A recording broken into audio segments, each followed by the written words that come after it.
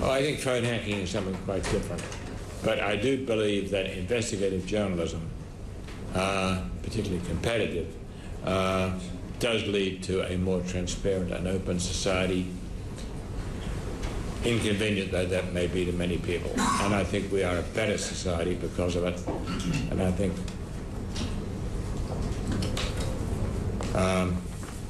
we are probably more an open society than even the United States.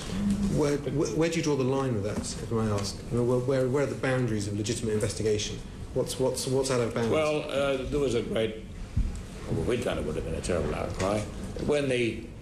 I'm sorry to say this, and I don't know your circumstances or anyone else around here, but when the Daily Telegraph bought a series of stolen documents of all the expenses of MPs, it caused a huge outcry, one of which I feel has not been properly addressed. I think there is an answer to it, and we ought to look at the most open and clear society in the world, which is Singapore, where every minister gets at least $1 million a year, and the Prime Minister a lot more, and there is no temptation, and it is the cleanest society you'd find anywhere. Good luck in selling that idea.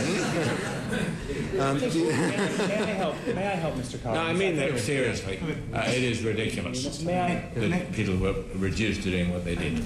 May I help, Mr. Collins? Which is that the because I think it's a very good question, and I think it's a really important question, and I understand it's going to be one of the subjects of the judicial inquiry which the Prime Minister announced last week, which as a company we immediately welcomed and we look forward to. This question of public interest, the question of what's acceptable and what isn't in terms of investigative techniques is an important one, but let me be very clear. The codes of conduct of News Corporation globally for our employees, journalists or otherwise are very clear that breaking the law is a very, very serious matter. It should be, people who are lawbreakers should be held to account.